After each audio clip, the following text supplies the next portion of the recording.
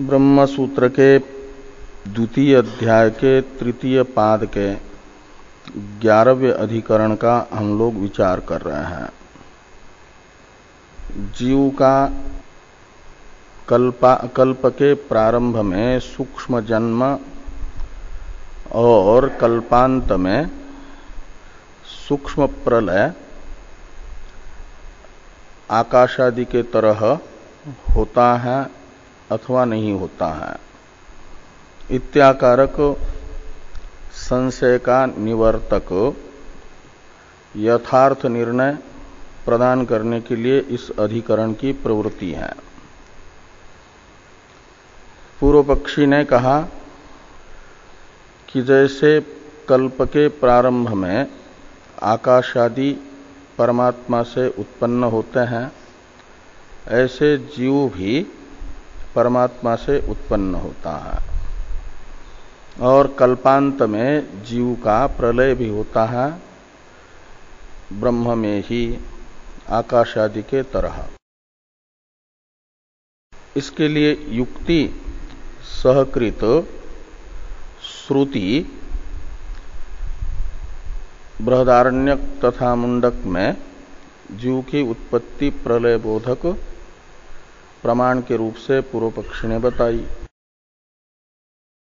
सिद्धांत को वेदव्यास जी ने नात्मा अश्रुते नित्यत्वाच्य ताभ्य इस सूत्र से बताया। आत्मा यानी जीव कल्पादौ न उत्पद्यते। कल्प के प्रारंभ में परमात्मा से जैसे आकाश उत्पन्न होता है, वायु उत्पन्न होता है, वैसे जीव उत्पन्न नहीं होता और कल्पांत में आत्मा का आकाशादि के तरह प्रलय भी नहीं होता है। स्वरूपतः जीव की उत्पत्ति और विलय नहीं होता है। नात्मा इस अंश से बताया गया। कहा क्यों? तो कहा अश्रुते यानी बहुत से उत्पत्ति प्रकरणों में जीव की उत्पत्ति एवं लय का श्रवण न होने से अश्रुते शब्द का अर्थ है। तो कहा भले ही बहुत से प्रकरणों में जीव की उत्पत्ति प्रलय का अश्रवण हो, किंतु बृहदारण्यक में और मुंडक में तो अग्नि से विस्फुलिंगों की उत्पत्ति और प्रलय को दृष्टांत के रूप में बता करके जीवों की उत्पत्ति और प्रलय को बताया गया है। तो वहां श्रवण है, तो कहीं अश्रवण अन्यत्र जो श्रुत अर्थ है उसका बाधक नहीं हो सकता। ये जो पूर्व पक्ष की शंका थी, इसका समाधान करते हुए वेदव्यास जी का अभिप्राय नात्मा उत्पद्यते इसका स्पष्ट करते हुए भाष्कर भगवान ने कहा कि हम ये कहते हैं कि आत्मा की उत्पत्ति ही संभव नहीं है। नात्मा उत्पद्यते का अर्थ है आत्मा की उत्पत्ति संभव नहीं है, असंभव है। और बृहदारण्यक श्रुति और मुंडक श्रुति असंभव अर्थ को नहीं बता सकती। इसलिए अग्नि विस्फुलिंग दृष्टांत से जो परमात्मा से आपाततः जीव की उत्पत्ति और प्रलय प्रतीत हो रहे हैं, उसकी गति तो हम बताएंगे,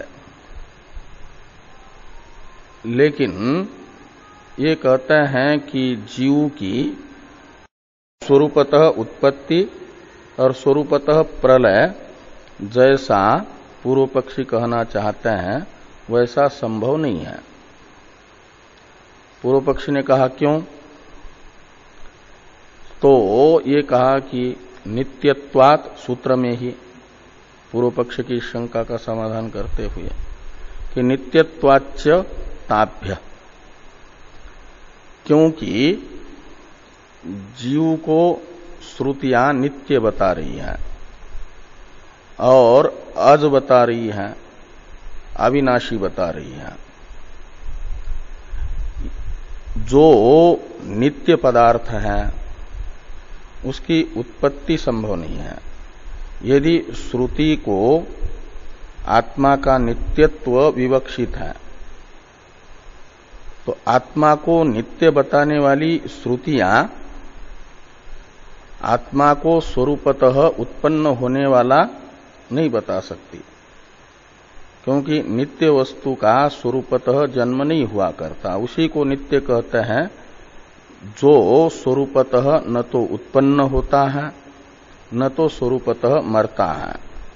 जिसका स्वरूपतः जन्म नहीं, स्वरूपतः प्रलय नहीं, वह नित्य है।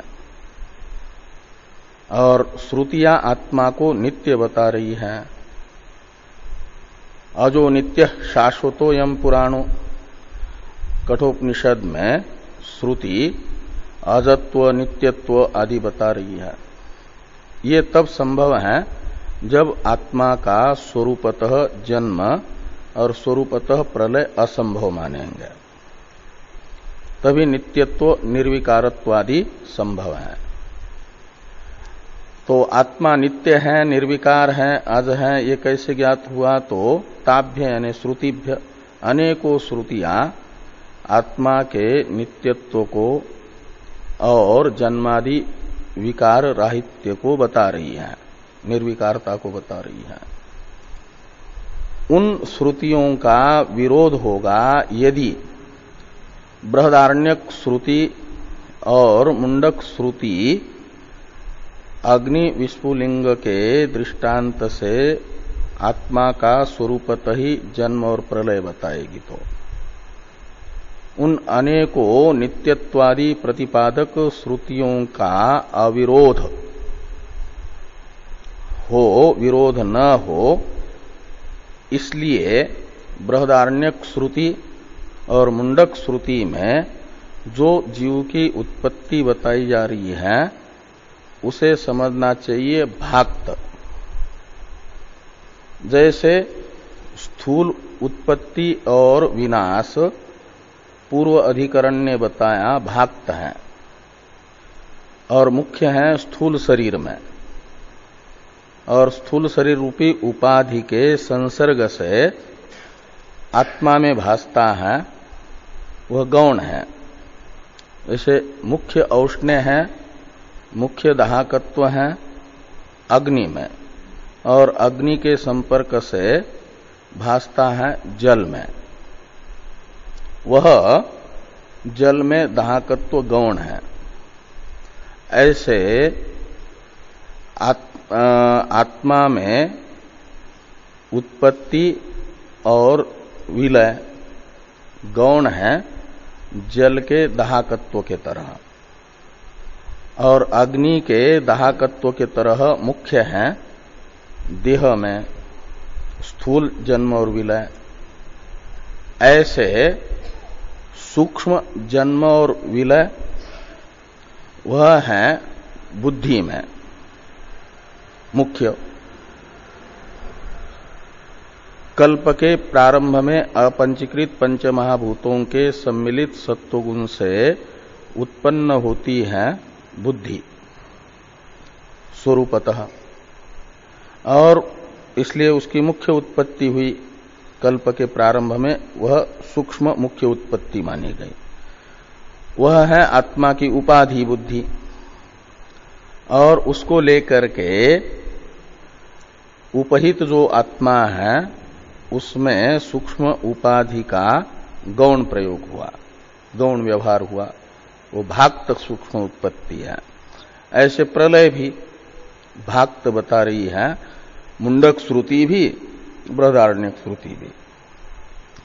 इसलिए जो जीव की उत्पत्ति विषयक श्रुति है वह जीव के मुख्य सूक्ष्म उत्पत्ति और विलय विषयक नहीं, अपितु भाक्त सूक्ष्म उत्पत्ति और विलय विषयक है। बृहदारण्यक श्रुति मुंडक श्रुति। और जो तर्क बताया गया है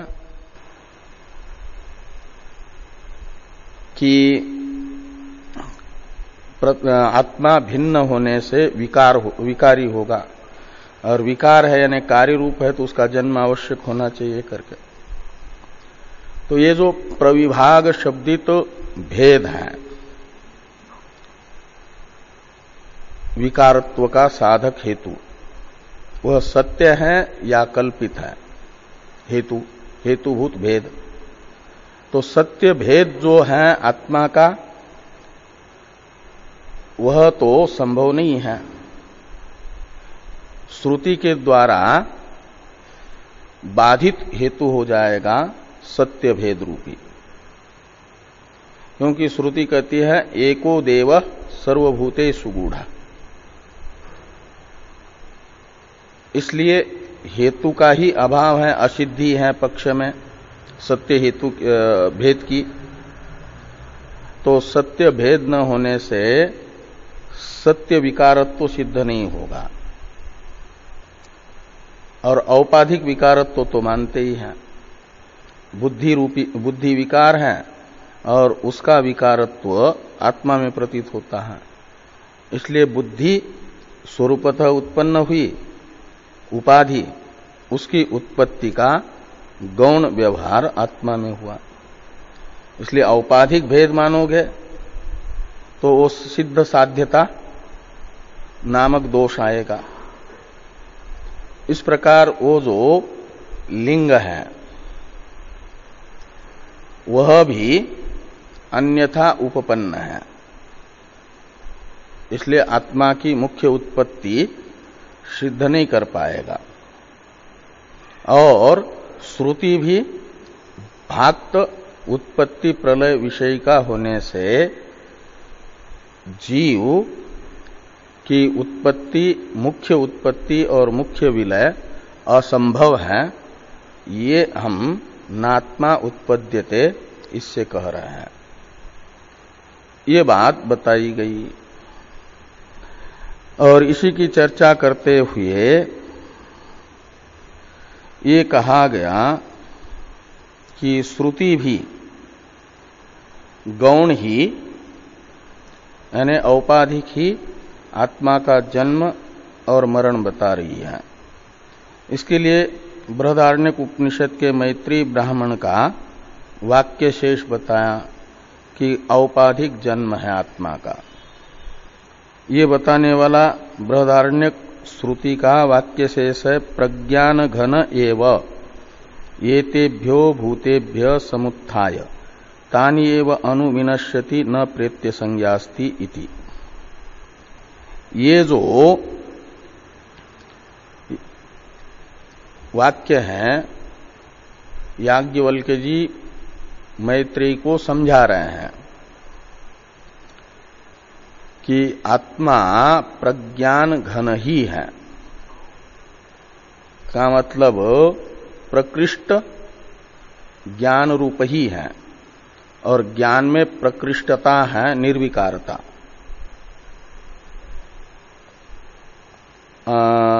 अजत्वादि रूप निर्विकारता ये प्रकृष्टता मानी जाती है। प्रकृष्ट ज्ञान यानी निर्विकार ज्ञान। और घन शब्द बता रहा है उस निर्विकार ज्ञान को छोड़ करके और कुछ भी विजातीय तत्व का आत्मा के स्वरूप में प्रवेश नहीं है, केवल निर्विकार ज्ञान स्वरूप है वो। उससे विजातीय तत्व का प्रवेश व्यावर्तक है घन ये प्रत्यय। विजातीय स्वरूप होगा जड़त्व, तो जड़त्व का लेश भी नहीं है आत्मा में। ये प्रज्ञान घन ऐसा जो आत्मा है निर्विकार ज्ञान स्वरूप, वही क्या करता है तो समुत्थाय विनश्यति, समुत्थाय विनश्यति का करता है समुत्थान क्रिया का भी और विनाश क्रिया का भी करता है प्रज्ञान घन एव। जो प्रज्ञान घन है, निर्विकार ज्ञान स्वरूप है, निर्विकार ज्ञान है जो उत्पन्न नहीं होता, नष्ट नहीं होता, ऐसा जो प्रज्ञान घन ज्ञान है वही समुत्थाय विनश्यति, समुत्थान और विनश्यति क्रिया का कर्ता उसी को बताया जा रहा। तो जो प्रज्ञान घन है उसका समुत्थान यानी जन्म कैसे होगा और विनाश कैसे होगा? तो इसके लिए कहा भूतानि एतेभ्य भूतेभ्य समुत्थाय। तो एतेभ्य भूतेभ्य शब्द से लेना कार्यकरण संघात रूप से परिणत हुए जो भूत, ये जो कार्य है स्थूल शरीर, करण है सूक्ष्म शरीर, और इनका जो संघात है समूह है, ये सूक्ष्म भूत और स्थूल भूतों का ही परिणाम है। स्थूल शरीर स्थूल भूतों का परिणाम है और सूक्ष्म शरीर सूक्ष्म भूतों का परिणाम है। तो सोने का गहना जैसे सोना ही है, मिट्टी का कार्य घड़ा जैसे मिट्टी है, ऐसे सूक्ष्म एवं स्थूल भूतों का विकार जो ये कार्यकरण संघात है वह भी भूत ही है। इसलिए एतेभ्य भूतेभ्य का अर्थ हुआ कार्यकरण संघात रूप से परिणत हुए जो भूत, पंचमी निमित्त अर्थ में है। ये कार्यकरण संघात रूप से उत्पन्न हो गए, कार्यकरण संघात की उत्पत्ति हो गई, स्थूल उत्पत्ति हो गई कार्य की यानी स्थूल शरीर की, सूक्ष्म उत्पत्ति हुई करण की यानी सूक्ष्म शरीर की। तो दोनों भी स्थूल उत्पत्ति और सूक्ष्म उत्पत्ति यानी समुत्थान औपाधिक रूप से माना गया प्रज्ञान घन का। तो पंचमी बता रही है कार्यकरण संघात निमित्तक समुत्थान है। प्रज्ञान घन जो स्वरूपतः उत्पन्न नहीं हो रहा है, स्वरूपतः नाश नहीं होता जिसका, ऐसा जो आत्मा है प्रज्ञान घन, उसका एतेभ्य भूतेभ्य शब्द से बताए गए कार्यकरण संघात निमित्तक समुत्थान है। कार्यकरण संघात का समुत्थान हुआ तो माना गया इसी का समुत्थान औपाधिक रूप से।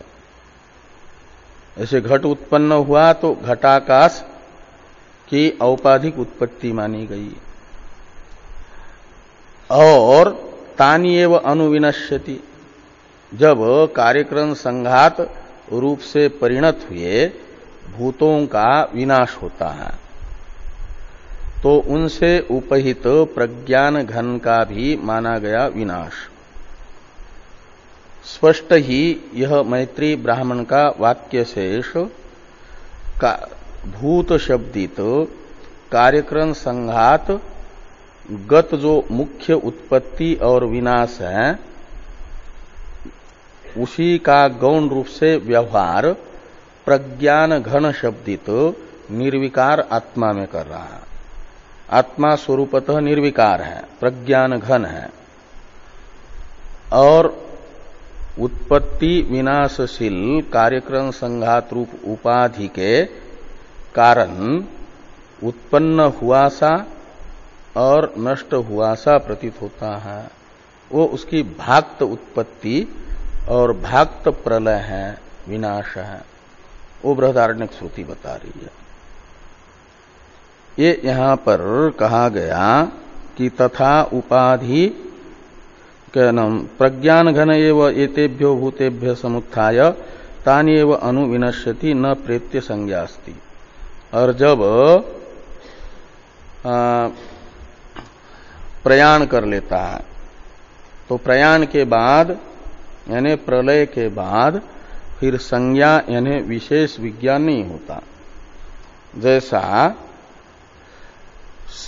स्थिति काल में जगत के ज्ञान होता है।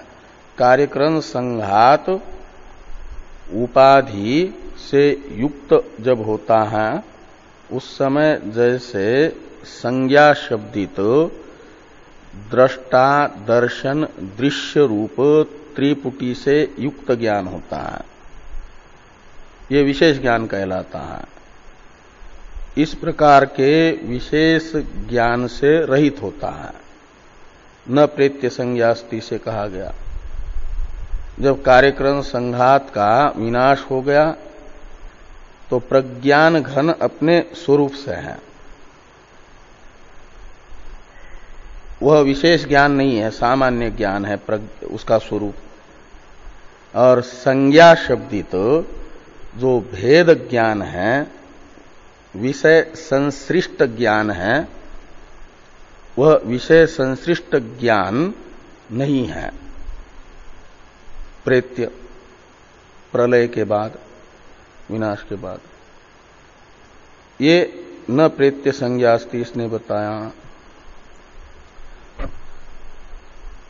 थोड़ी टीका है। ये तेभ्यो भूते देहात्मना परिणतेभ्यो भूतेभ्य साम्यन उत्थाय यानी जनित्वा तान्येव लीयमानानि अनु पश्चात विनश्यति। और प्रेत्य औपाधिक मरणानंतरम संज्ञा नास्ति इत्यर्थ। अब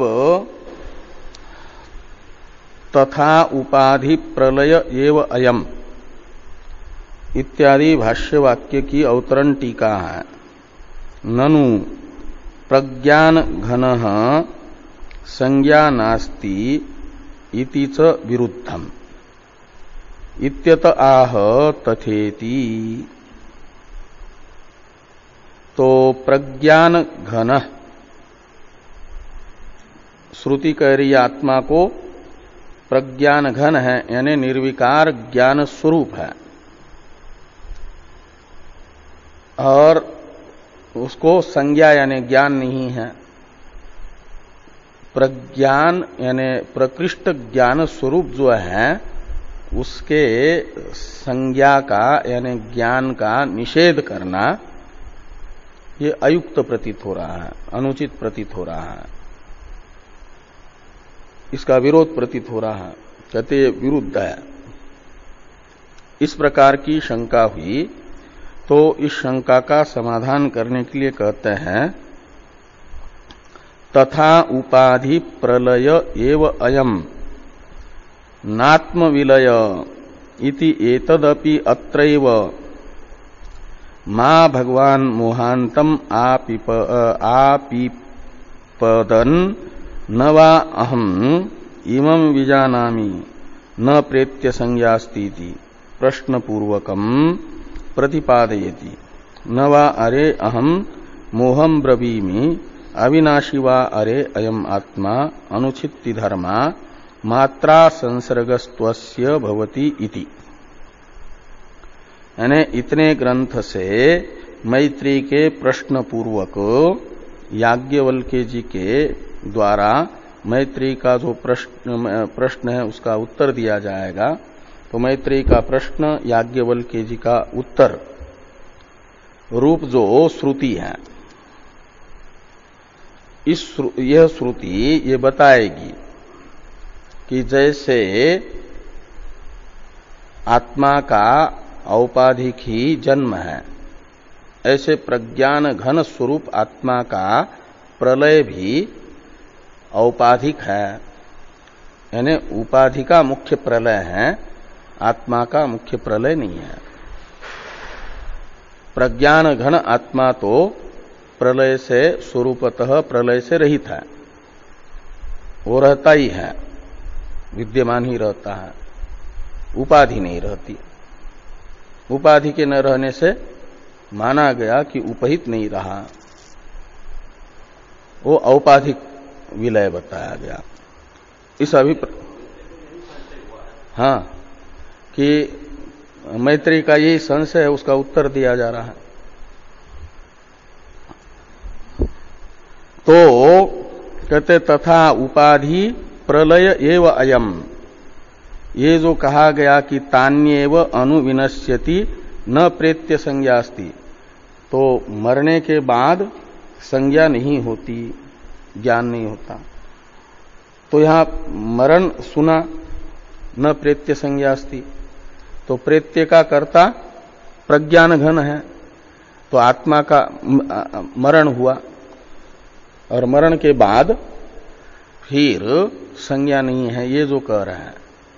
तो इसमें मैत्रेयी को संशय हुआ, इसीलिए मैत्रेयी कहती हैं कि आपने तो मुझे मोह में डाल दिया। ये मैत्रेयी का प्रश्न है। इति एतद अपि अत्रैव, यानी उसी मैत्रेयी ब्राह्मण में ही, उसी प्रकरण में बताया जाएगा आत्मा का स्वरूपतः विलय नहीं, उपाधि का स्वरूपतः विलय है। किस ग्रंथ से बताया जाएगा? तो कहते हैं मैत्रेयी के प्रश्न और याज्ञवल्क्य जी के उत्तर रूप ग्रंथ से। इसलिए पहले प्रश्न बताते हैं कि मां भगवान मोहांतम आपिपदत, कहते हैं हे भगवान आपने तो मुझे, भगवान ये आपी पिपद का कर्ता है। याज्ञवल्क्य जी को मैत्रेयी भगवान इस ऐसा कह रही है सब कि भगवान ने तो, भगवान ने यानी आपने, याज्ञवल्क्य जी ने तो मुझे तो मोह में डाल दिया। मोहांतम में अंत शब्द मध्य का बोधक है। मोहांतम यानी मोह मध्य आपी पतत का मतलब डाल दिया, मोह में प्राप्त करा दिया, मोह में पहुंचा दिया, ये अर्थ निकलेगा। इसलिए कैसे? तो ये जो आपने कहा कि न प्रेत्य संज्ञास्ति, न प्रेत्य संज्ञास्ति, ये मैं नहीं समझ पा रही हूं कि आत्मा की मृत्यु होती है और मरने के बाद आत्मा को ज्ञान नहीं होता करके। नवा अहम इमम विजानामि, हे भगवान ये मैं नहीं जान सकती, इसलिए आप बताइए।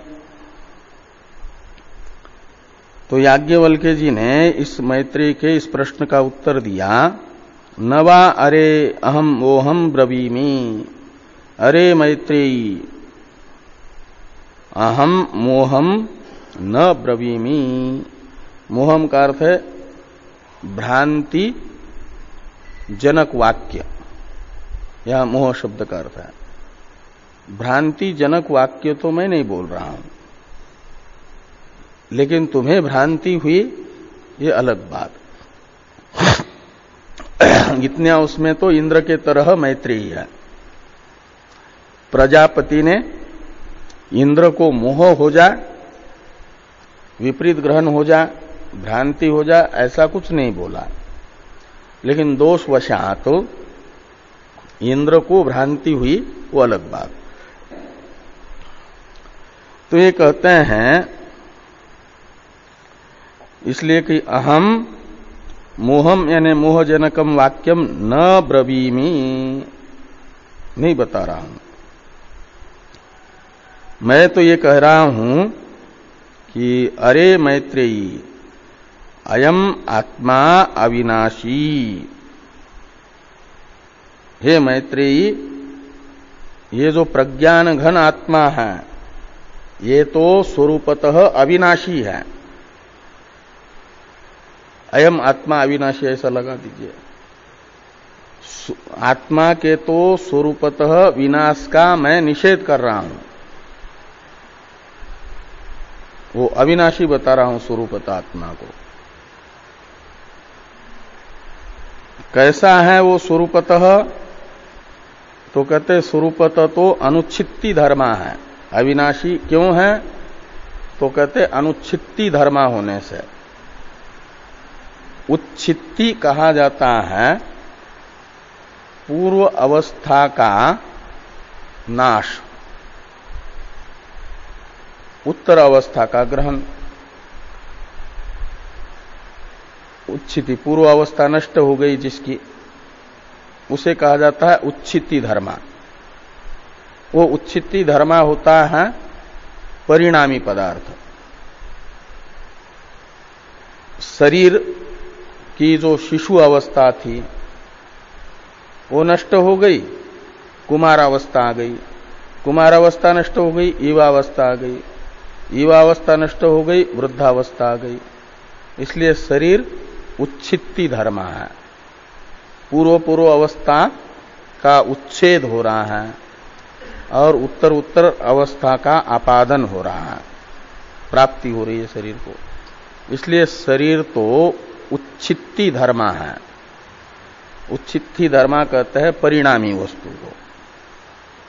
ये पूर्व अवस्था को छोड़ता है, उत्तर अवस्था का ग्रहण करता है।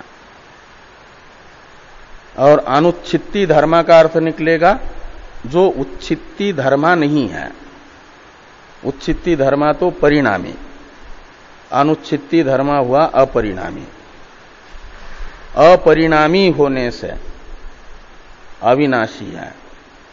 जो परिणामी होगा वो विनाशी होगा। शरीर परिणामी है इसलिए विनाशी है। शरीर पूर्व अवस्था को छोड़ता है, उत्तर अवस्था को ग्रहण करता है, तो विपरिणमते के बाद में फिर अपक्षीयते भी आएगा और विनश्यति भी आएगा। और आत्मा अनुच्छित्ति धर्मा है का मतलब परिणामात्मक विकार से रहित है, इसलिए अपक्षय और विनाश से भी रहित है। अनुच्छित्ति धर्मा हेतु गर्भ विशेषण है। क्यों अविनाशी है? तो अनुच्छित्ति धर्मा होने से।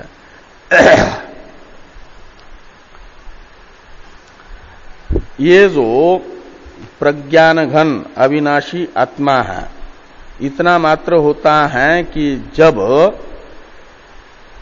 उसकी उपाधि है परिणामी कार्यकरण संघात, इसका अंतिम विकार विनाश हो जाता है शरीर का और बुद्धि का। शरीर का होगा कल्प के बीच में ही कई बार स्थूल विनाश, और सूक्ष्म शरीर का होगा कल्पांत में सूक्ष्म विनाश, प्रलय। और ये जब होता है तो फिर मात्रा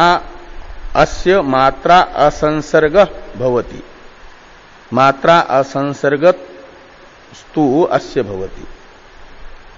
मात्रा का अर्थ है विषय। जब प्रलय होगा, महाप्रलय, तो उस समय करण नहीं रहेंगे, भोगायतन शरीर नहीं रहेगा और भोग्य शब्दादि विषय नहीं रहेंगे, तो भोगोपकरण और भोग्य विषय तथा भोगायतन शरीर के साथ उसका संसर्ग नहीं रहता, क्योंकि वे स्वरूपतः उस समय नहीं है। उस समय वो अपने स्वरूप में रहता है, प्रज्ञान घन होकर के रहता है। जैसे सुसुप्ति में होता है, सता सौम्य तदा संपन्नो भवति। कार्यक्रम संघात के साथ संसर्ग छूट गया तो बाह्य विषयों के साथ भी संसर्ग छूट ही जाता है, और इसलिए जो संज्ञा है, विशेष ज्ञान, वो सुसुप्ति में भी नहीं होता, ऐसे प्रलय में भी नहीं होगा उसको। सुसुप्ति भी एक प्रकार से नित्य प्रलय ही है। ब्रह्मा जी की सुसुप्ति है खंड प्रलय, और ब्रह्मा जी की मृत्यु है महाप्रलय। तो जागृत और स्वप्न अवस्था में तो कार्यक्रम संघात रूप जो भूत है, भूत रूप, कार्यक्रम संघात रूप से परिणत हुए भूत के साथ संसर्ग होने से विशेष ज्ञान रहता है। तो विशेष ज्ञान का निमित्त वहां नहीं है, इसलिए विशेष ज्ञान नहीं है। प्रेत्य न संज्ञास्ति, इस वाक्य से हमने कहा। ये थोड़ी कहा कि प्रेत्य शब्द का अर्थ स्वरूपतः नष्ट हुआ, ये हम नहीं कह रहे हैं। ऐसा याज्ञवल्क्य जी ने मैत्रेय को बताया कि मात्रा असंसर्गस्तु अस्य भवति। थोड़ी टीका है, इसको देखिए। उपाधि लयात विशेष ज्ञानाभाव एव, उपाधि का स्वरूपतः लय होने से विशेष ज्ञान का अभाव ही हो जाता है, वो संज्ञा भाव है। न संज्ञास्ति इससे कहा गया। न आत्मस्वरूप विज्ञानाभाव, जो आत्मा का स्वरूपभूत ज्ञान है, विशुद्ध ज्ञान, उसका अभाव नहीं होता। प्रज्ञान शब्दित जो आत्मा का स्वरूपभूत ज्ञान है वह तो निर्विकार है, वह उस समय भी रहता है, प्रलय में भी। इति उत्तरम प्रतिपादयति श्रुति इति अन्वय। प्रतिपादयति का करता है श्रुति। आगे है कि अत्रैव यानी आत्मनि विज्ञान घने, ये जो मैत्रेय ने कहा न, इति एतद अत्रैव मां भगवान, न इति एतद अत्रैव, इसमें अत्र शब्द का अर्थ कर रहे हैं कि अत्रैव यानी आत्मनि विज्ञान घने प्रेत्य संज्ञा नास्ति इति उक्त्या मां मोहांतम यानी मोह मध्यम भ्रांतिम आपी पदत यानी आपादितवान। आपने जो ये कहा कि न प्रेत्य संज्ञा अस्ति, इससे आत्मा के विषय में मुझे भ्रांति हुई।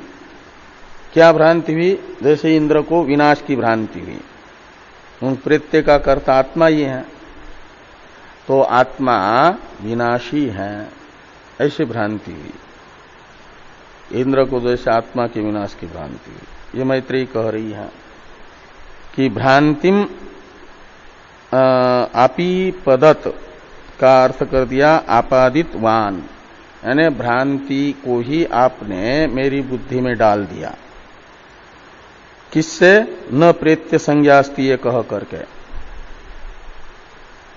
आत्मविषयक भ्रांति मेरी बुद्धि में आ गई। इमम अर्थम न जानामि ब्रूहि त्वद उक्तेरर्थम इति मैत्रेयी प्रश्नार्थ। इमम अर्थम न जानामि में अर्थ पर अनुस्वार छूट गया है। इमम अर्थम न जानामि, इसमें थ के ऊपर अनुस्वार होना चाहिए ना, है उसमें? हाँ, तो किसी ने बनाया होगा, यहां नहीं है। तो इमम अर्थम न जानामि, न जानामि का कर्म है न, वो अर्थम। इमम में द्वितीया है तो अर्थ में भी द्वितीया। आपके इस वाक्य का अर्थ मैं नहीं जानती हूं। मैत्रेयी कह रही है याज्ञवल्क्य जी को। कौन से वाक्य का? कि न प्रेत्य संज्ञास्ति, इस वाक्य का अर्थ मैं नहीं समझ पा रही हूं।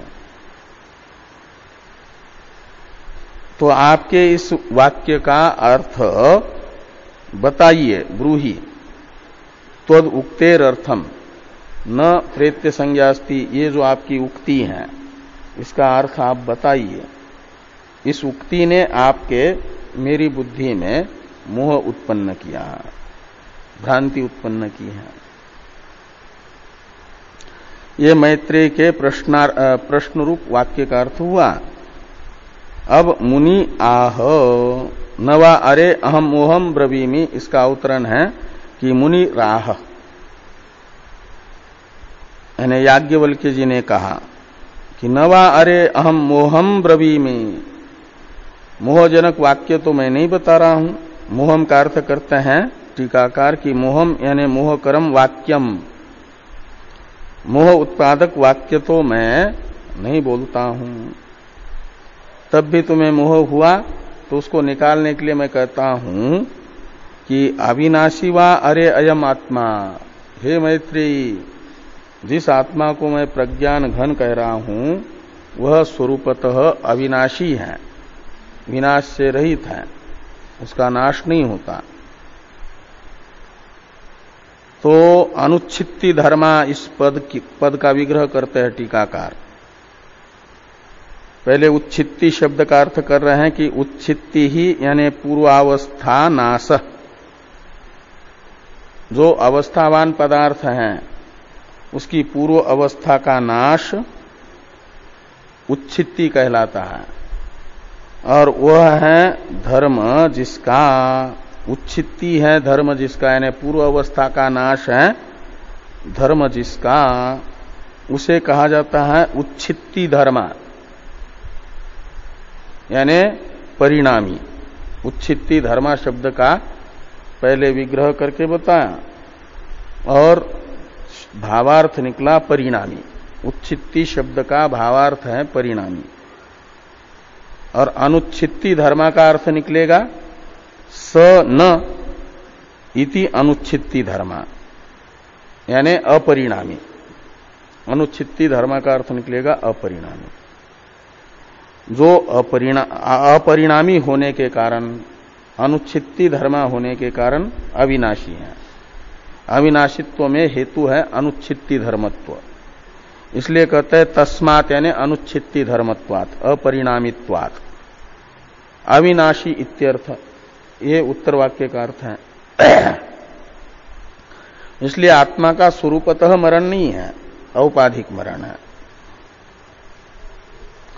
तर्हि न प्रेत्य संज्ञा इति कथम उक्तम, तो यदि आत्मा स्वरूपतः अविनाशी है तो उसे प्रेत्य का कर्ता कैसे बताया? मरने के बाद उसे विशेष विज्ञान नहीं होता करके उसका मरण यानी विनाश रूप विकार कैसे बता रहे हैं? तो कहेंगे कि वो औपाधिक बताया गया। इसी को बताने के लिए मूल श्रुति में है मात्रा असंसर्गस्तु अस्य भवति। उपाधि का स्वरूपतः विलय हो जाएगा, वही मृत्यु है मुख्य उपाधि की और आत्मा की गौण। तो फिर उस समय विषय के साथ इसका संसर्ग नहीं रहता, इसलिए विशेष ज्ञान नहीं होता। मात्रा असंसर्गस्तु अस्य भवति का अर्थ कर अवतरण है टीका में, तर्हि न प्रेत्य संज्ञा इति कथम उक्तम तत्राह मात्रेति। इसका अर्थ करते हैं टीकाकार कि मात्राभीर यानी विषये ही असंसर्गात तथोक्तम इत्यर्थ। न प्रेत्य संज्ञा अस्ति, ये जो हमने कहा वह उपाधि का स्वरूपतः विलय होने पर और आत्मा का औपाधिक विलय होने पर उपाधि के साथ क्या नाम विषय के साथ आत्मा का संबंध नहीं हो पाता। आत्मा का रूपादि विषयों के साथ संसर्ग के लिए उपाधि है मन और चक्षुरादि इंद्रियां। आत्मा से संयुक्त मन चक्षु से संयुक्त होता है और चक्षु मन से संयुक्त चक्षु जब रूपादि से संसर्ग करता है तो माना जाता है इन दोनों को माध्यम बना करके, चक्षु और मन को माध्यम बना करके मन का औपाधिक संसर्ग रूपादि के साथ हुआ और उस समय फिर ज्ञान होता है कि पीतम वस्त्रम नीलम गगनम इत्यादि जो ज्ञान हो रहा है विशेष विशेष ज्ञान, वह मन और चक्षुरादि इंद्रिय रूप उपाधि के कारण होता है। विषय के साथ आत्मा का संसर्ग कराने वाली जो इंद्रियां और मन रूपी उपाधि है वो नहीं रही प्रलय में, तो इसलिए आत्मा का विषय के साथ संसर्ग नहीं होगा तो विषय का ज्ञान भी नहीं रहेगा। विषय का ज्ञान है संज्ञा, विशेष ज्ञान। विषय संस्पृष्ट ज्ञान को संज्ञा कहा गया है, वो नहीं है। तो भाष्य में है, आगे भाष्य को देखिए कि प्रतिज्ञा अनुपरोधोपि अविकृतस्यैव ब्रह्मणो जीव भाव अभ्युपगमात्। पूर्व पक्षी ने कहा था ना, जीव को ब्रह्म का आकाश आदि के तरह कार्य मानना आवश्यक इसलिए है कि यदि, क्योंकि भेदवादी हैं वे, जीव को आत्मा का कार्य नहीं मानेंगे परमात्मा का, तो वह निर्विकार होगा और परमात्मा से भिन्न होगा, तो एक ज्ञान से सर्वज्ञान की प्रतिज्ञा का उपरोध हो जाएगा, अवरोध हो जाएगा, बाध हो जाएगा। तो उपनिषदगत एक ज्ञान से सर्वज्ञान की प्रतिज्ञा अबाधित रहे, इसके लिए आवश्यक है जीव को ब्रह्म का विकार मानना। ये पूर्व पक्षी ने कहा था। तो सिद्धांती कहते हैं जीव को ब्रह्म का विकार नहीं मानेंगे तब भी प्रतिज्ञा का अनुपरोध ही हो जाता है। इस अभिप्राय से कह रहे हैं कि प्रतिज्ञा अनुपरोधोपि अविकृतस्यैव ब्रह्मणो जीव भाव अभ्युपगमात्। निर्विकार ब्रह्म ही उपाधि से उपहित हुआ तो जीव, और निरुपाधिक जीव ही ब्रह्म है और औपाधिक ब्रह्म ही जीव है। इसलिए औपाधिक ही जीव भाव है, निर्विकार ब्रह्म ही जीव है, उससे अलग कोई जीव नहीं है। इसलिए जीव जो है, जो भेदवादी है, जीव ब्रह्म का भेद मानते हैं, उनको तो भले ही जीव को ब्रह्म का विकार मानना पड़ रहा है एक ज्ञान से सर्वज्ञान की प्रतिज्ञा को उत्पन्न करने के लिए। जीव का स्वरूपतः जन्म और स्वरूपतः विलय मानने वाले, जीव को अनित्य मानने वाले भले ही वैसा मान रहे भेदवादी, लेकिन हम वेदांतियों के मत में तो ब्रह्म ही कार्यक्रम संघात उपाधि वाला हो गया, अपने निर्विकार स्वरूप से ही उपाधि को स्वीकार कर लिया तो जीव है, कोई अलग थोड़ा ही है। इसलिए वो जीव ब्रह्म रूप ही होने से ब्रह्म ज्ञान से ज्ञात ही होगा, एक ज्ञान से सर्वज्ञान की प्रतिज्ञा का अबाधी रहेगा। इसलिए कहा प्रतिज्ञा अनुपरोधोपि अविकृतस्यैव ब्रह्मणो जीव भाव अभ्युपगमात्। और आगे कहते हैं लक्षण भेदोपि अनयोः उपाधि निमित्त एव। जीव और ब्रह्म का भेद ही है, इसे बताने के लिए उन्होंने कहा था निर्विकार ब्रह्म ही जीव नहीं हो सकता, क्योंकि जीव और ब्रह्म का स्वरूप अलग अलग है।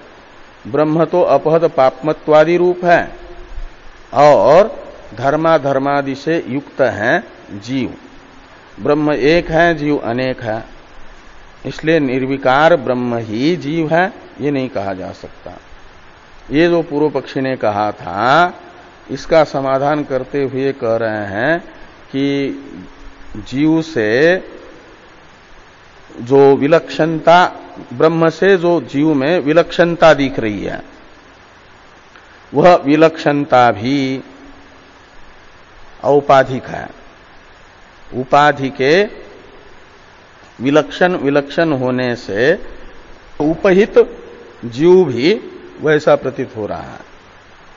उपाधि अंतःकरण धर्माधर्म से युक्त है, तो उपहित जीव भी धर्माधर्मादि से संश्लिष्ट प्रतीत हो रहा है। उपाधि शरीर जरायुक्त है, तो उपहित जीव भी जरायुक्त प्रतीत हो रहा है। ये सब औपाधिक वैलक्षण्य है। इस अभिप्राय से लिखते हैं कि लक्षण भेदोपि, ब्रह्म से जो वैलक्षण्य दिख रहा है जीव में, वह भी अनयो यानी जीव ब्रह्मणो उपाधि निमित्त एव, उपाधि को लेकर के है। अत ऊर्ध्वम विमोक्षाय एव ब्रूहि, इसकी अवतरण टीका है। आज इसको पूरा ही कर लेते हैं, लंबा होता जा रहा है अधिकरण। थोड़ा 5 मिनट लगेंगे, पूरा कर देते हैं। अत ऊर्ध्वम का अवतरण है टीका में, बिंब प्रतिबिंबयो इव विरुद्ध धर्म भेदो अध्यस्त इत्यत्र हेतुम आह अत ऊर्ध्वमिति। तो बिंब प्रतिबिंब के तरह विरुद्ध धर्म भेद अध्यस्त हैं, इस बात में हेतु बताते हैं। तो जैसे सूर्य में न हरापन है, न पीलापन है, न नीलापन है, न यानी बिंब में जो प्रतिबिंब में जो प्रतीत हो रहा है, कोई पानी है, मैला है, अलग अलग घड़ों में पानी भर करके रखा, तो किसी घड़े में बाढ़ का जल मैला है, तो उस घड़े में पड़ा हुआ प्रतिबिंब मैला प्रतीत होगा सूर्य का। किसी में लाल रंग मिला करके वो जल में रखा है, तो वो जल रूपी उपाधि का लालिमा रूप धर्म प्रतिबिंब में प्रतीत हुआ। किसी में हरा रंग है, किसी में पीला है, किसी में काला है, किसी में नीला है, ये सब ऐसा। तो ये जो जल रूपी उपाधिगत रंग है, वे उस जल में पड़ा हुआ जो सूर्य का प्रतिबिंब, उसमें भले ही भासे और उन रंगों से रहित बिंब रूप सूर्य भासे। तो बिंब में और प्रतिबिंबों में जो लक्षण भेद दिख रहा है, वह लक्षण भेद स्वतः नहीं है। प्रतिबिंबों की जो उपाधि है, अलग अलग रंगों वाला जल, उस उपाधि में वो रंग है और वह भास रहा है उपहित प्रतिबिंब में। और केवल उपहित प्रतिबिंब मात्र को देखें तो जैसा वो बिंब है वैसा ही प्रतिबिंब रहेगा। बिंब और प्रतिबिंब में कोई अलग अलग स्वरूप नहीं होगा। और यदि प्रतिबिंब में बिंब से विलक्षणता प्रतीत होती है तो वह विलक्षणता औपाधिक है। जैसे ऐसे ही जीव और ब्रह्म में यदि वैलक्षण्य है तो वह स्वतः नहीं है, उपाधि निमित्त से है।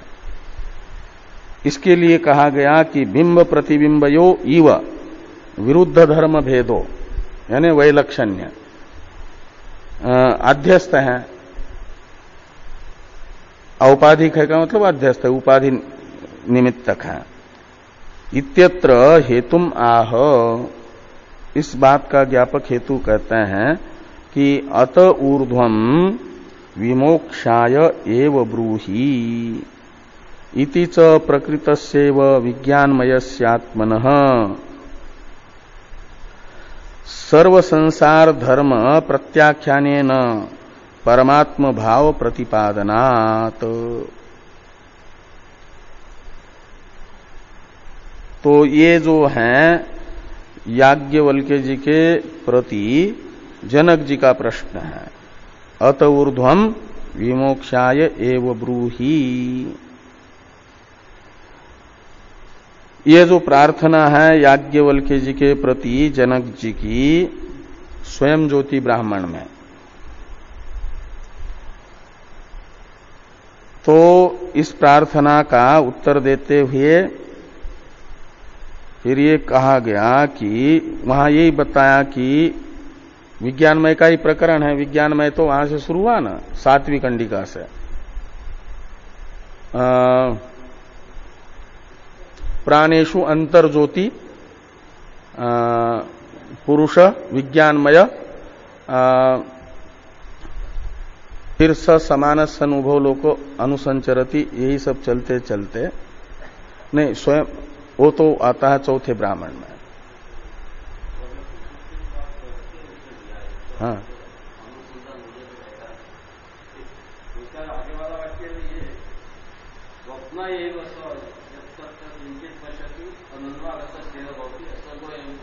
हाँ,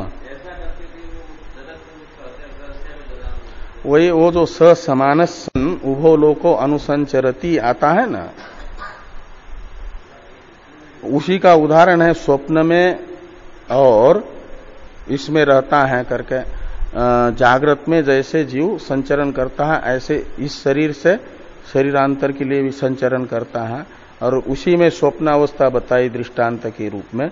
और स्वप्नावस्था में नहीं, ये तो आता है उसमें आ गया शरीर, और ये आएगा आपके आत्मज्योति पुरुष हो जाता है करके स्वयं ज्योति ब्राह्मण में। जागृत अवस्था में तो ये वो ज्योति है, ये ज्योति है, वो सब हटा करके वो आगे आता है कि अत ऊर्ध्वम विमोक्षाय एव ब्रूहि। हाँ हाँ हाँ, ठीक है ठीक है।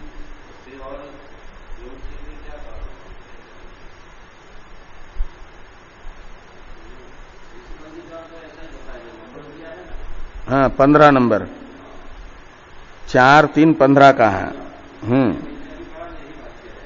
क्या ठीक है। हाँ हाँ, और तो इसका उत्तर जो दिया है कि ये विज्ञानमय पुरुष सर्व, इसी में जो जीव में प्रतीत होते हैं संसारित्व धर्म, वो आगे वाला वाक्य क्या है, बृहदारण्यक है यहां पर। संसारित्व का निवर्तक यानी निषेधक, संसार धर्मों का निषेधक वाक्य होगा ना जब ये प्रार्थना। ठीक, ये तो ये याज्ञवल्क्य जी ने इस प्रार्थना का उत्तर जिस वाक्य से दिया वो वाक्य क्या है? हाँ?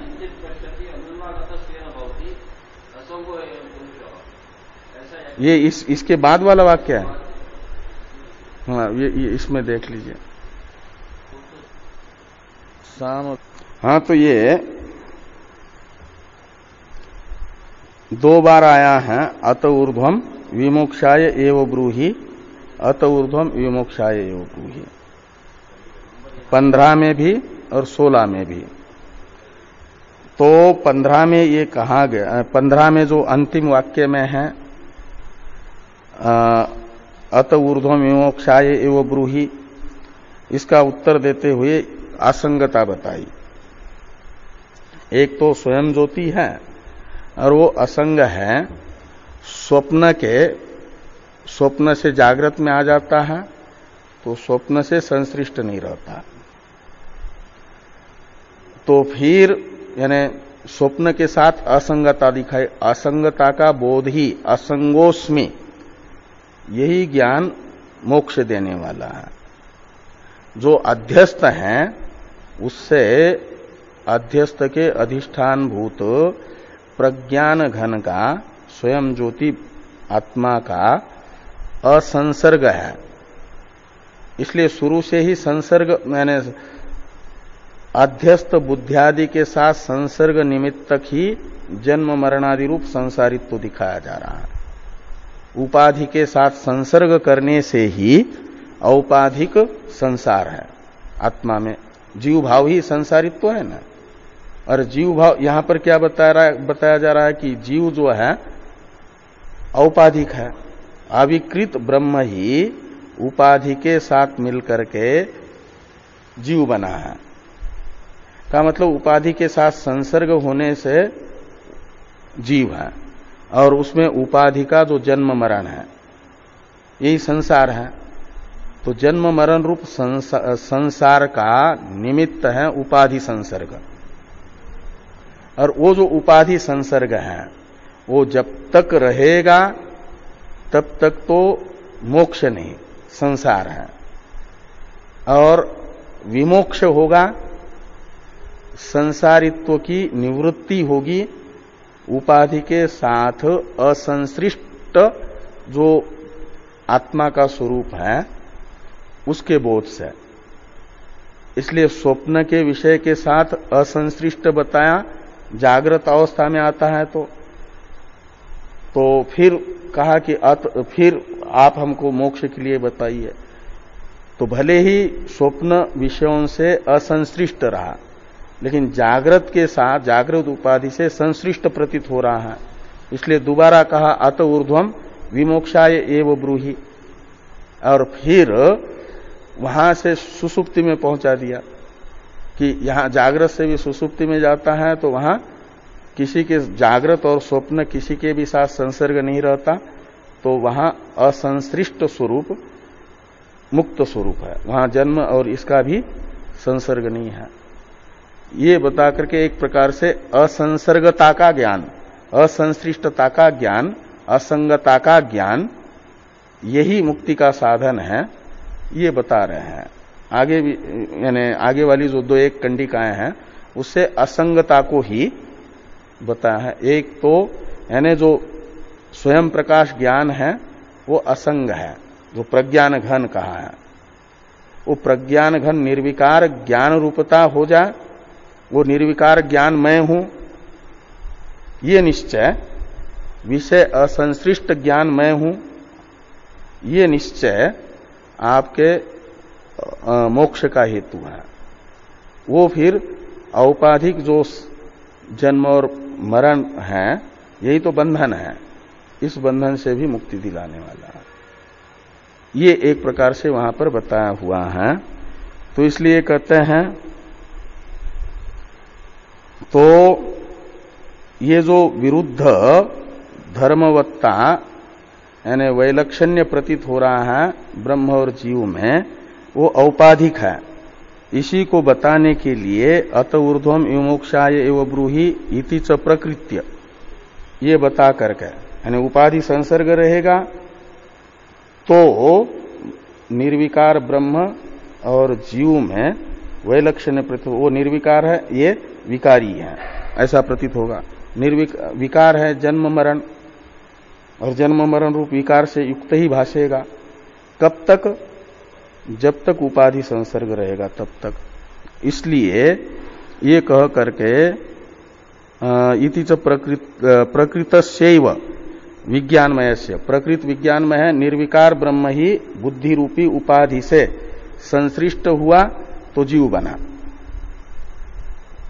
इसलिए प्रकृत जो विज्ञानमय है जीव, उसी में क्या किया कि विज्ञानमय आत्मन संसार सर्व संसार धर्म प्रत्याख्यानेन, सर्व संसार धर्म का प्रत्याख्यान, सर्व संसार धर्म जिस उपाधि के निमित्त से है, संसर्ग से है, उनसे असंश्लिष्ट बता देंगे तो वो संसार धर्म नहीं आएंगे उसमें। सर्व संसार धर्म प्रत्याख्यानेन परमात्म भाव प्रतिपादनात्, तो जो कार्यक्रम संघात रूप उपाधि के कारण संसार धर्म यानी संसारित्व प्रतीत हो रहा है, जन्म मरण आदि जितने भी हैं उनका निषेध कर दिया। और उसी में आता है क्या, अत्र पिता अपिता भवति पुत्रो अपुत्रो भवति, ये उसी प्रकरण में आता है कि अन्यत्र आता है? सुसुप्ति में जाकर के शायद वहीं आएगा, इसमें देखना। तो ये सब संसार धर्म जो उपाधि के धर्म आत्मा में प्रतीत हो रहे हैं उसका निषेध करके सुसुप्ति, ये असंश्लिष्ट बताया उसे। परमात्म भाव प्रतिपादनात्, इससे क्या निकला कि औपाधिक भेद है। जीव और ब्रह्म में जो वैलक्षण्य प्रतीत हो रहा है, अलग अलग लक्षण प्रतीत हो रहे हैं, जीव का संसारित्व, ब्रह्म का असंसारित्व, जीव का निर्विकारत्व, ब्रह्म का निर्विकारत्व, जीव का विकारित्व, ये सब उपाधि निमित्त से। जीव में संसारित्व जो भी ब्रह्म से वैलक्षण्य है वो उपाधि संसर्ग से है, और उस उपाधि से असंस्पृष्ट होता है, उपाधि का संसर्ग छोड़ देता है, तो उन संसार धर्मों से भी वो स्वतः रहित ही होता है। ये बता करके एक प्रकार से उसकी ब्रह्म रूपता का प्रतिपादन किया है, परमात्म रूपता को बता करके। ये बात यहां पर ये निश्चित होती है कि निर्विकार ब्रह्म ही जीव है, इसलिए उसका स्वरूप ब्रह्म निर्विकार है, जन्मादि विकारों से रहित है स्वरूपतः। तो जीव भी स्वरूपतः जन्म और प्रलय से रहित है, और उसका जो जन्म और प्रलय है वो भाक्त है, चाहे वो स्थूल हो या सूक्ष्म हो, वो भाक्त ही प्रलय होगा, भाक्त ही जन्म होगा। भाक्त का मतलब गौण, औपाधिक।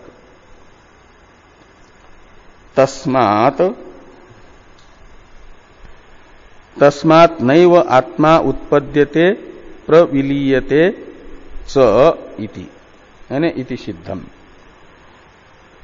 तस्मात् यानी निर्विकार ब्रह्म ही उपाधि में प्रविष्ट जीव होने से स्वरूपतः जीव का न तो जन्म है न स्वरूपतः विलय है।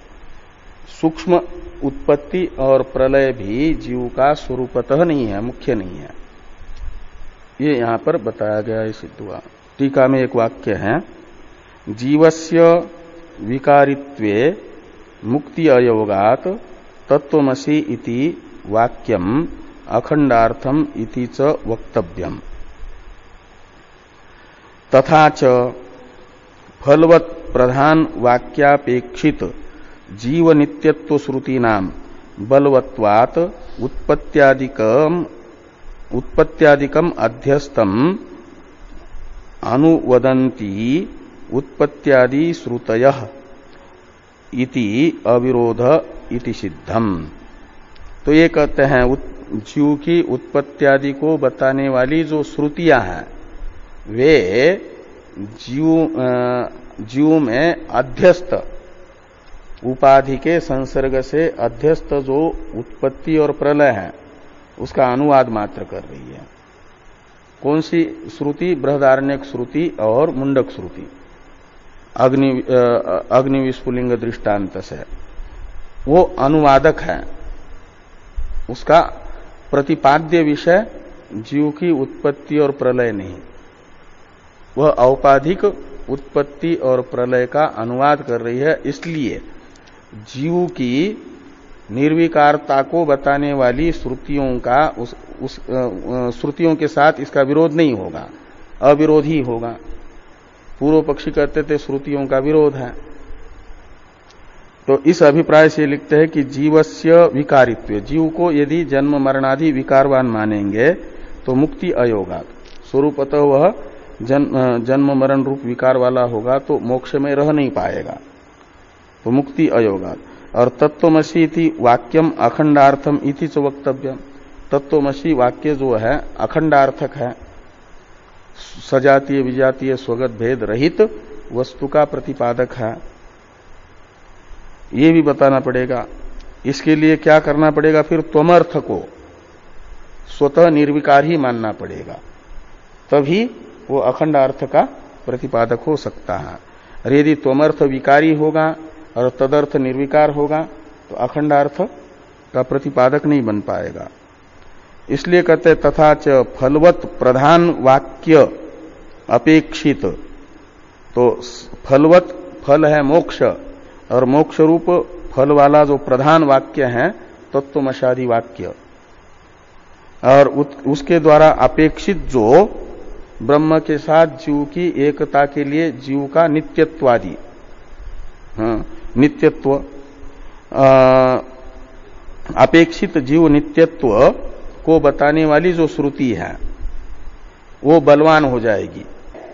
जीव की उत्पत्ति बोधक श्रुति की अपेक्षा जीव के नित्यत्व को बताने वाली श्रुति बलवती है,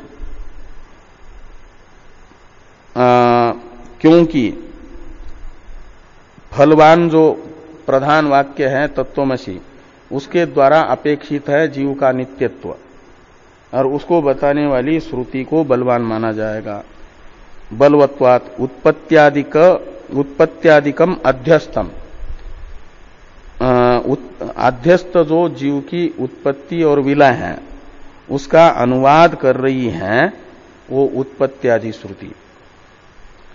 इसलिए उनका कोई विरोध जीव के नित्यत्व प्रतिपादक श्रुतियों के साथ नहीं है, ये सिद्ध हुआ। इस प्रकार ये जो है 11वां अधिकरण ये पूरा होता है। 10वें और 11वें अधिकरण में जीव को स्वतः निर्विकार बताया गया। त्वम पदार्थ का शोधन भी हो रहा है एक प्रकार से। त्वम पदार्थ विषयक श्रुतियों का अविरोध बता करके त्वम पदार्थ का शोधन कर रहे हैं भाष्यकार भगवान और वेद व्यास जी।